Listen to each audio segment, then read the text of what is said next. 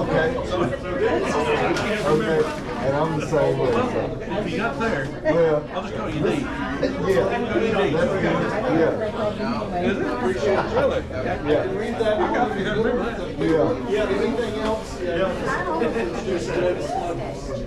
So, just want to remind everybody, in case you didn't hear the announcement, Sunday's big day. I think we're probably going to have a big crowd. So, if you are able to walk, please park, about as far away as you can and walk. Drop the loved ones off, and go park and walk. Then you can get to them, pick them back up when you're done. Obviously, we have people in here that need to park close, so please do, But folks, I can park quite a ways further away than I generally do, and I will do that on Sunday. And also, we may need to kind of pay attention to where we're sitting. Scoot to the middle of the aisle.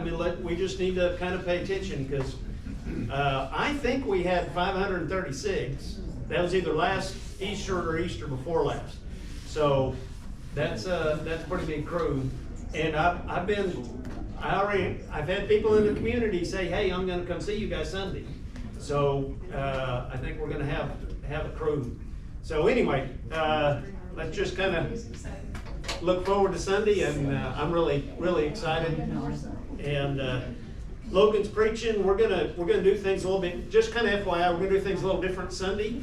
Logan is preaching on the cross. I'm gonna do a short Lord's Supper devotional at the end of his sermon, and then we're gonna do the Lord's Supper at the end of his sermon, and then he's gonna get back up and offer the invitation. So we're going to kind of move stuff a little bit that seems to make a little bit more sense as far as getting our minds centered around the Lord's Supper. So anyway, be looking for that on Sunday as well, and it'll be a little bit different. And I think Martin Tucker's leading singing. Is that right? Well, BJ, I think wants to take over this Sunday. We talked about it today. Okay. I think he's going to do that. Okay, so that's fine. We were just thinking we probably ought to let the song leader know we're doing something different. All right. One another passages. This, as I mentioned this last week, I really have enjoyed this study. I've read a lot of these passages. I've thought a lot about them. I've read some books about them, but I've never really sat down, done a study on them, and taught them. And so it has really been an enjoyable study for me. The concept I want to look at tonight is, there's really two of them, but it's the one another passages that talk about serving one another. So kind of the main passage is 1 Peter chapter 4, verse 10. As each one has received a special gift, employ it in serving one another as good stewards of the manifold grace of God. And this is a pretty rich passage. There's a lot of things kind of embedded in this. And so I want to ask a few questions as we consider this text and kind of pull it apart a little bit and see some of the pieces that are here. So anyway, let's just start with some ideas about serving. First of all, when we think about serving one another, just think about serving. I'm serving somebody. What comes to mind? What generally comes to mind here? Do what? Yeah, maybe serving food, especially around here. That's a pretty big one. How else? What else really kind of just comes to mind? Communication. Find out what's going on with them. Okay, yeah, so we want to find out what's going on. And then, so.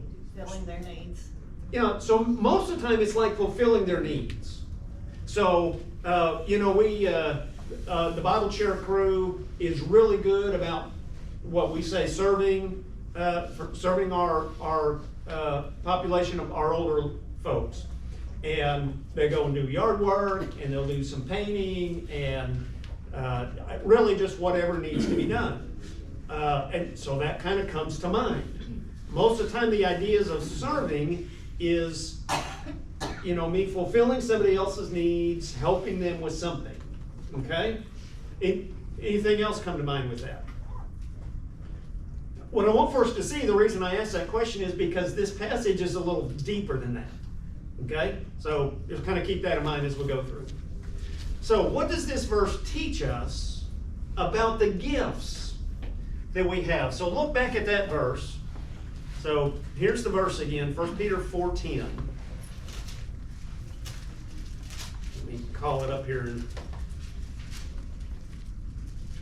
we'll go back to our questions. So 1 Peter 4:10.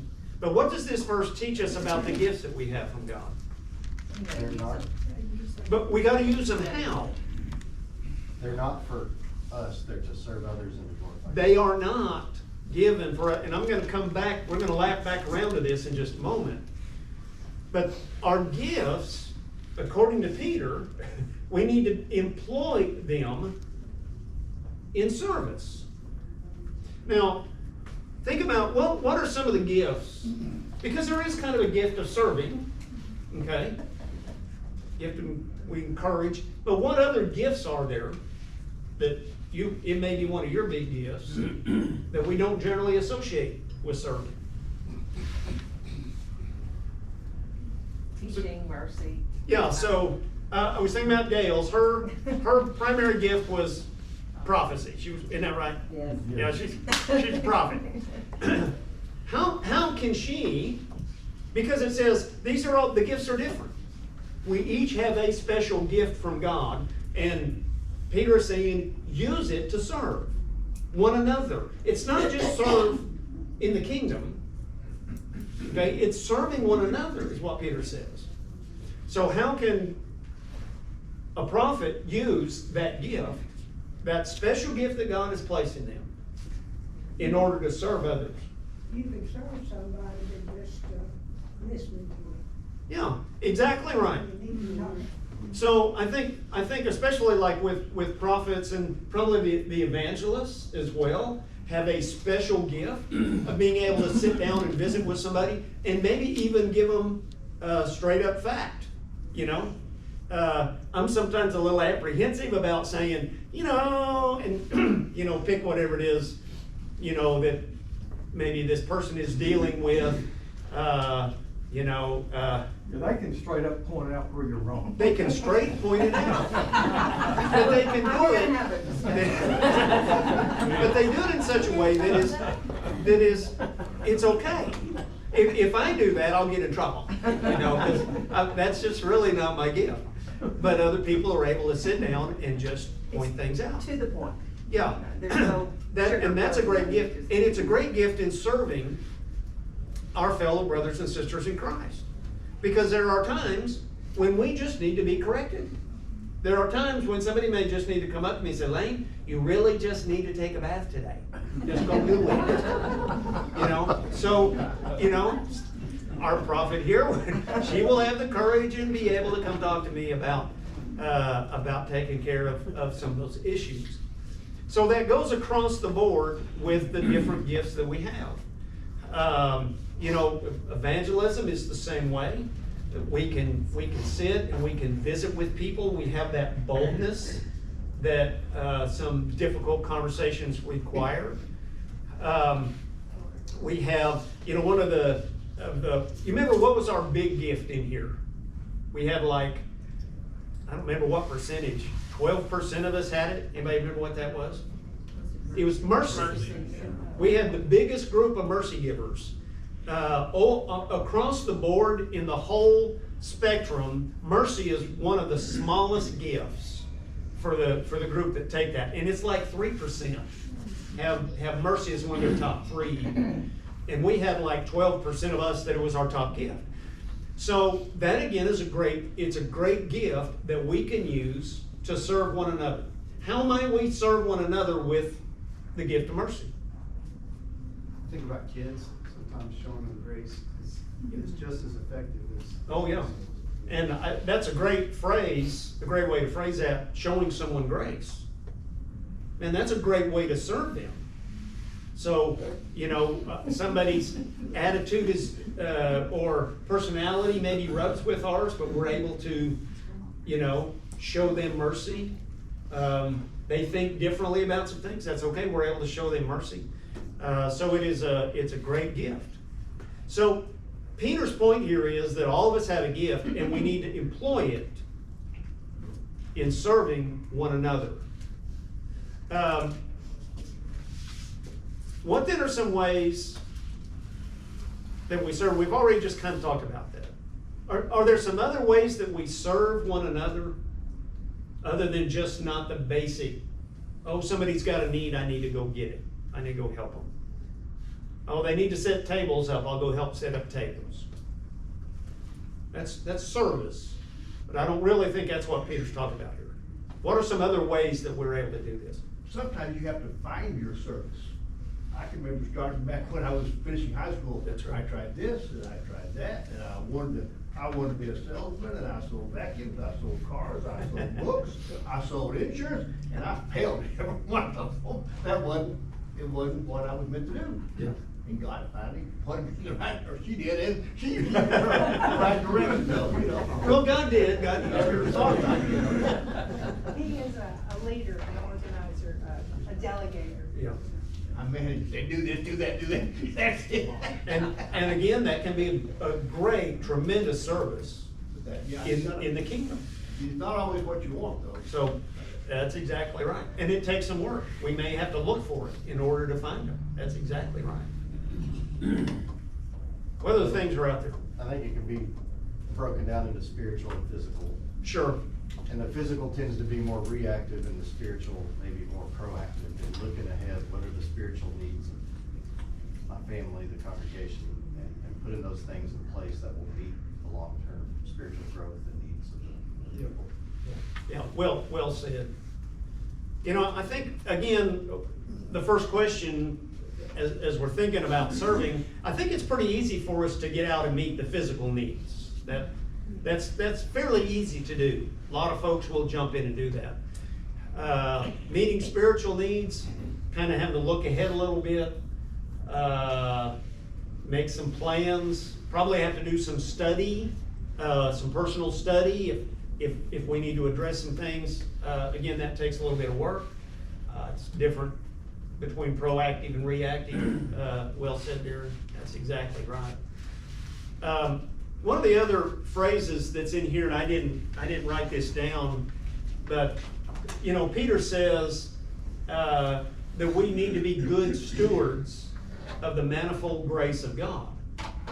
And so we think about our gifts, our giftedness, what we're able to do for the kingdom. It is a good use of that, is what Peter's saying.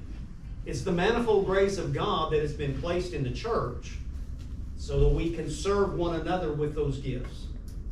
And again, it's a beautiful picture as you look at it from the top, as everybody's gifts come together. Now, should this change our understanding of benevolence? Now, when we think about benevolence, and we've got 2 or 3 of our men in here that have kind of served in the benevolence area, kind of our benevolence deacons, and done some work in the benevolence area. As a general rule, when we think about benevolence, who are we generally thinking about? The homeless. Who have we helped, Tim? Oh, yeah, what'd you say, Renee? The homeless. Yeah, the homeless, those that are really bad off. Yeah. Most people, it's not within the church. Yeah. For the most part. Yeah, so most of the time when we think about benevolence, we're thinking about this group of folks. They're not members of the church.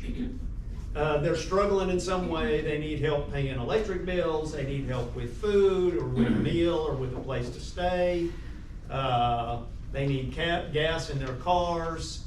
On and on and on those things go. That is benevolence. However, when we take this idea of benevolence and we place it inside this verse, what changes now when we think about benevolence? Anything ring a bell there about our benevolence? We should share with others the grace that we've been given. For me, and this is something that has been a very recent thing that I have realized about benevolence. I think that we have centered so much on benevolence outside of the church that we have missed many opportunities to show benevolence inside the church. We need to be showing this manifold wisdom, this manifold grace of God to one another. And so, as Ruth Ann just pointed out, that part of that is meeting the spiritual needs of people, reaching this benevolence on the inside, instead of constantly thinking about it being on the outside. And this, as I mentioned, this has really been kind of a recent development in my mind, but it means an awful lot to me, and especially as we put it in this passage, because that's serving, but it's serving one another. So we may need to help each other in a lot of different ways, physically and spiritually. And that's part of this idea of benevolence, which again in my mind seems to have always been external for some reason. But how is serving one another connected then to other facets of serving? Already kind of answered this as well. Well, in serving one another, you're growing. Yeah. Your heart is expanding. You realize, hey, Yeah. this is not me-centered. This is God-centered. Yeah. So my next question statement thingy, should we only serve according to our gifts? So is this exclusive? Should I only serve according to my gift? My gift is I'm a prophet. I'm able to talk to people. Is that the only place? And I think the answer to that is absolutely not. We serve, whenever we use our gifts, yes, but that doesn't exclude from everything else. What might our gift cause us to think about ourselves? What can happen if I'm the best mercy giver in the church? What just happens? We develop pride. Yeah, we can develop pride.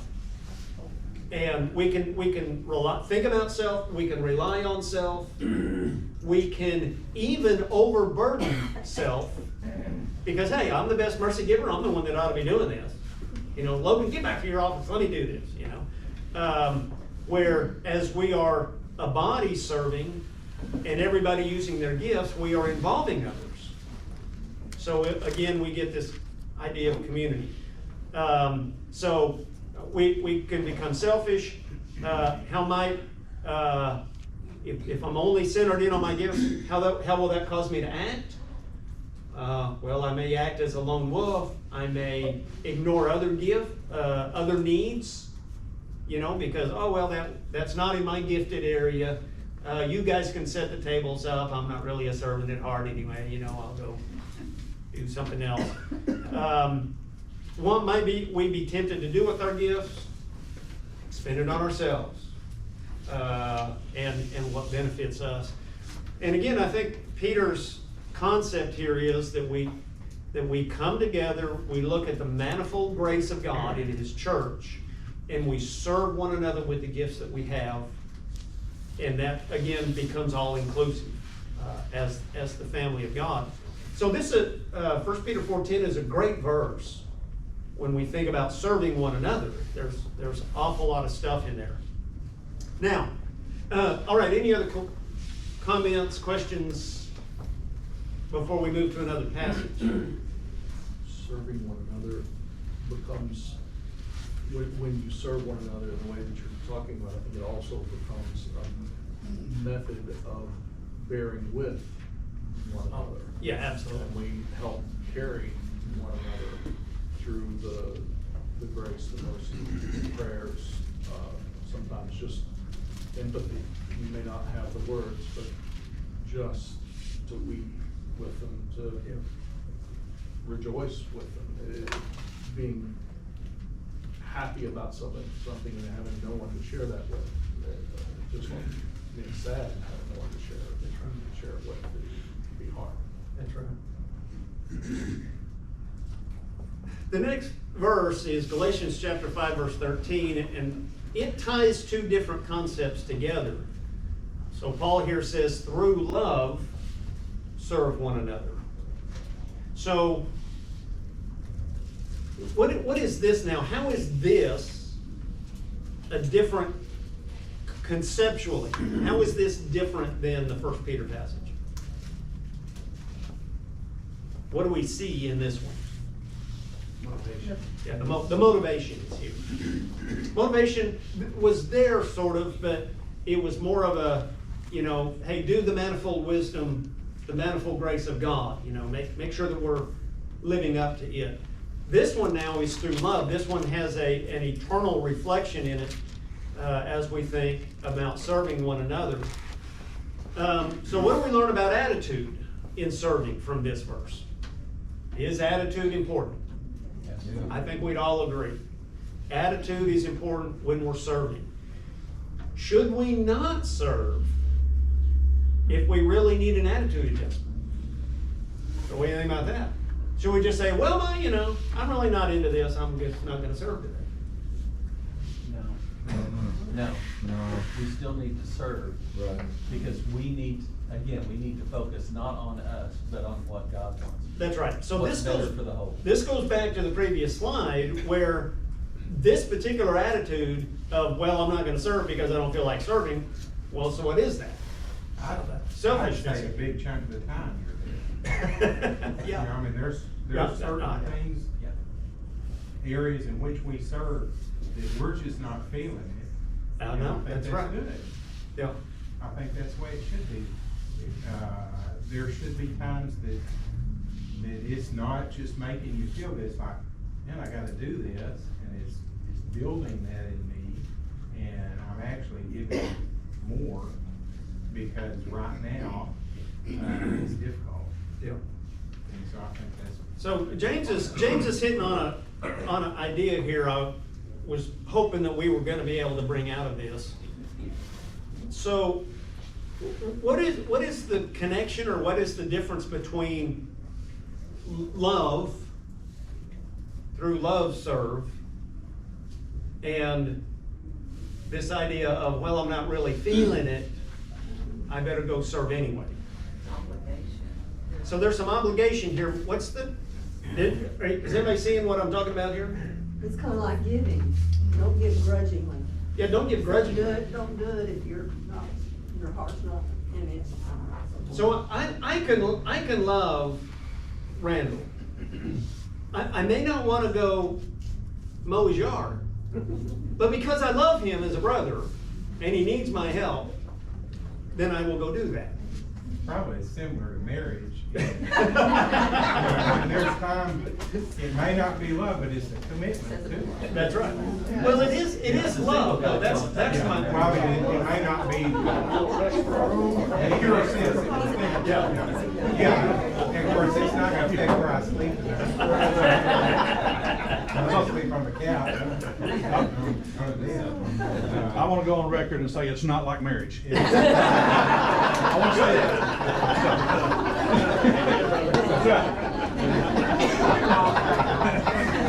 Well, I totally lost control of class. Doing it when you don't want to. Right. Is Christ-like. That's right. He didn't really want to go to the cross. He prayed about it quite a bit. And the reason he went to the cross was why? He did because he loved us. Because he loves us. So we sometimes in our minds get this concept crossed that, well, I don't want to do that. And it doesn't really matter if I want to or not. Right. If there's a need in the kingdom, I love the kingdom. That's right. I love you guys. Let's go do it. So, Andy. One of the things growing up, Dad always told us is sometimes you have to do things you don't want to do, but you do it because it's the right thing to do. That's right. And it is. Do what? Love and emotion are not the same thing. That's right. And that's really my point there, is that love is the motivation here. Okay? And love will produce this attitude. But it isn't always that I want to, because I may not feel like it. But I can still have the right attitude about it. Although I may not necessarily want to do this. That passage about Thomas talking to Jesus, the disciples were trying to dissuade him from going to Jerusalem, and they couldn't do it. Finally, Thomas says, okay, let's go. That's right. Let's go die with you. That's right. Very, very similar parallel there. James, one of the things I was gonna say, we've got the apostles as examples here, because they came from all different walks of life. Oh, right. And yet they had one binding thing, not just Christ, but it was the love of Christ. Yeah. That bound them together. Whether they wanted to do it or not, they did it because they knew it was for the kingdom. It was for Him. Yeah. And that again is what binds the church together. That's why we are able to serve one another and love. And so anyway, we've already talked about this, but does serving one another through love always mean that we want to serve others? The answer to that is no. We may not want it. So what other motivations might help us serve? Somebody mentioned obligation. I think that's correct. I mean, we are under obligation. So well, we don't need to run away from that word. It doesn't need to only be obligation, but there's obligation there as the children of God. Verse 14 says the whole law is fulfilled in one word. So That's right. that ties to that obligation thought. Yeah, that's right. And love for God. That's right. Sometimes our love for God is what carries it. That's right. It's not our love for, Yeah. people, actual people. But no, our love. Yeah. And that obligation also communicates, I think, a sense of respect or Sure. fear, a healthy fear, not a scared kind of fear. Right. That one would have for God and for other people. And so while I'm not real excited about this, it's my obligation. That's right. I have my respect for you, for God. I'm gonna. That's why those two greatest commandments are in that order. That's exactly right. A lot of what we do, though, I like that, yeah, a lot of what we do, we did this, we want to do what we know we should, and we're serving God. That's right. So we do what we know we should do. That's right. Not everything you like, not everything you just, oh boy, we get to go do this, you know? No, but I should, you Yeah. know, yeah. That's right. I think a constant realization of what God has done for us is a motivation. Oh, yeah. I get it. We get it because God blessed us, so you better realize it. Oh, yeah. So many powerful lessons about, think about what God has done for us. And outsiders are watching. And outsiders are watching. And then you could bring one person. That's right. God, just by what you've done, even though you didn't want to do it. Or you may not even know it. Yes, that's right. Yeah. Yeah, Billy. You know, another motivation, maybe, not necessarily the obligation, but, the thought of it being an opportunity to develop some gifts that you're lacking in maybe. Yeah. But also, by serving others, you can help them develop and grow spiritually also. To try and keep that, of course, I mean, that's part of serving out of love anyway. But, motivations, it's kind of a tough one. Yeah. Somebody else have a word? Oh, I was gonna say what Billy said. Okay. One other thought I had kind of along this line was, and this is kind of what Billy just said, but so as we think about serving one another, what does this imply then about allowing others to serve us?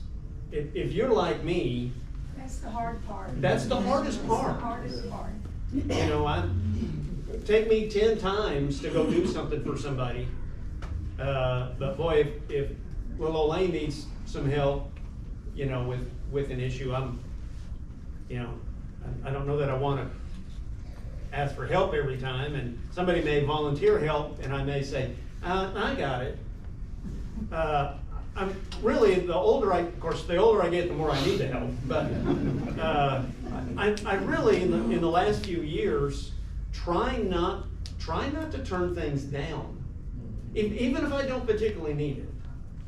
I've taken food home before that I didn't really want, but I felt like it was the right thing to do. I felt like I need to let that person serve me with this meal and brought it, take it home. then I make my wife eat it. But it works great. Yeah, Bert.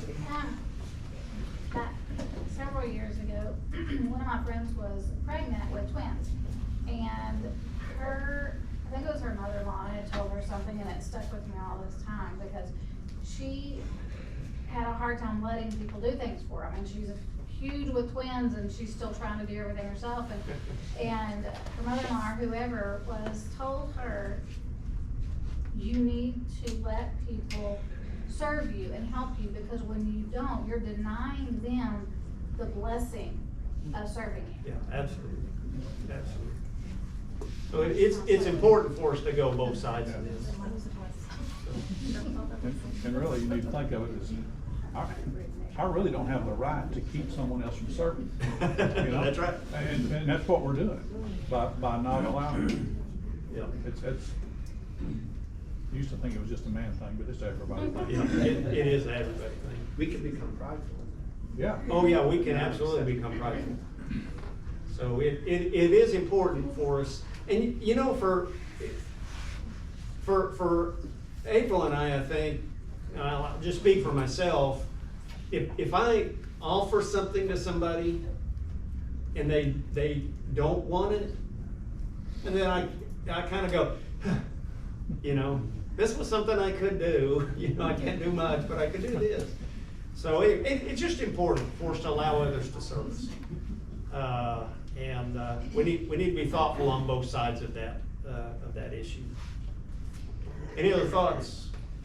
That's really hard for Americans. It Because is. we have that pioneer spirit.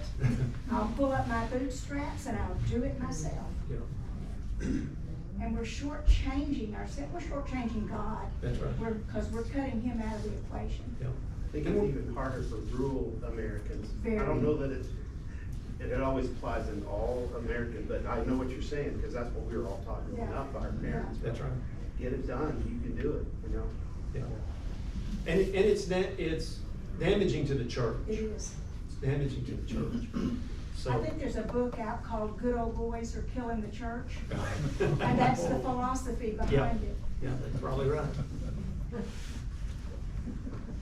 A couple more verses. 1 Thessalonians chapter 3 verse 12 says, may the Lord cause you to increase and abound in love for one another. So don't really have I don't know if I got any questions. I got 3 verses here for us to just look at and just kind of consider. What do we learn about ourselves from 1 Thessalonians 3:12?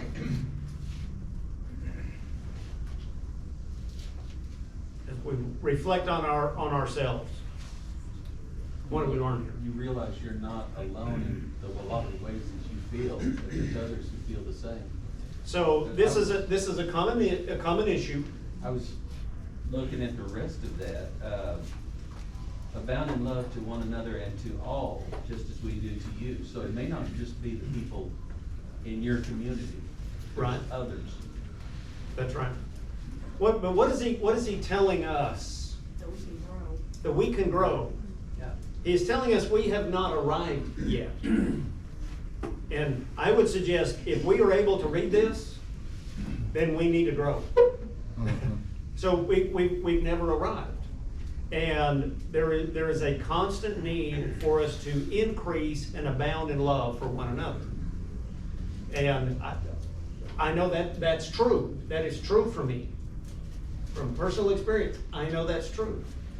And, I'd like to one day arrive, but the fact is we're just not going to get there. But we need to constantly be increasing and growing. 1 Thessalonians 4:9.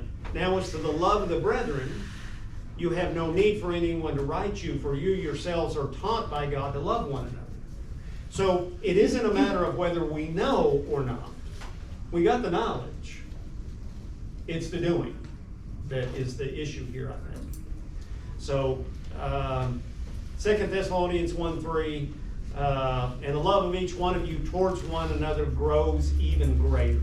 So it's that same concept that our love needs to grow and grow greater. So serving is one aspect of loving one another. So that's just kind of what we looked at. So what is indicated by letting our love overflow for one another?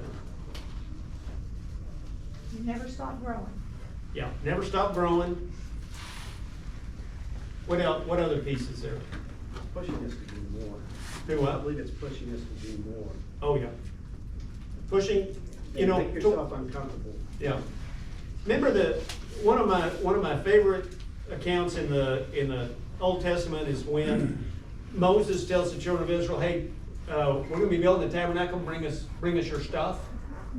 And they bring stuff, and finally Moses has to say, quit bringing me your stuff. We got way more than we know what to do with. That's our attitude. That's how our attitude about giving ought to be. God, tell me when to quit. Let this love overflow for one another. So Randall should have to tell me, Layne, I'm good here. Leave me alone. You know, that's as we're helping and dealing with each other. Does this mean that we are to love? I'm sorry. Go ahead, Mike. People outside the church see that. Oh yeah. And not only see it, but experience it. Because again, not only is this something we do with one another, but as James pointed out, this is something that we do as part of our life. And so that is huge. That is the best gospel sermon they are ever going to hear. Is that lesson right there? Well, in Acts chapter 2, I think it's very clear what this was going on in a Oh, very yeah. ideal manner. And right after that, it talks about how people were being added to the Yeah, people were constantly being added. Exactly right. So we got like 1 minute. Does this mean that we are to love those who really do not like us and get along with us? Yes. What about those that we don't know very well? Yes. What about those who mistreat us? Yes. We get the picture, right? In spite of our human tendencies, we need to be overflowing with love. And of course, how can we show this love for one another? Serving one another is one of those. Obviously, praying for one another and those kinds of things. Yes, Miss Martin. Do you have a difficult time showing that love to someone that you don't like? Oh yeah, it's difficult. It's difficult for me, absolutely. But I think the point from Scripture is, it may be difficult, but get over it. Yeah, let's go. We'll let our prophet say that. That is one of the challenges, though, is we don't have to like each other the same, but we should love each other the same. That's right. That's right. And those kind of get. Yeah, those get in the way. They do. Often. Yeah. Yeah, that's exactly right. Hard is not always bad. Yeah, hard is not always bad. Right. That's actually a great statement. Darren Savage, I caught you talking to your wife. Would you dismiss us in prayer, please, sir? God, thank you for this day. We thank you for this chance to gather together, study your word, learn more about you, your word, how we're to live our lives, Father.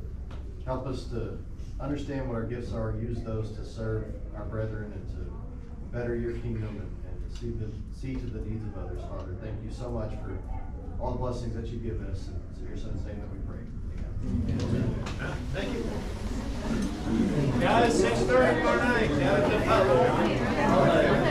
That's right. What your work schedule is, 6:30 tomorrow night.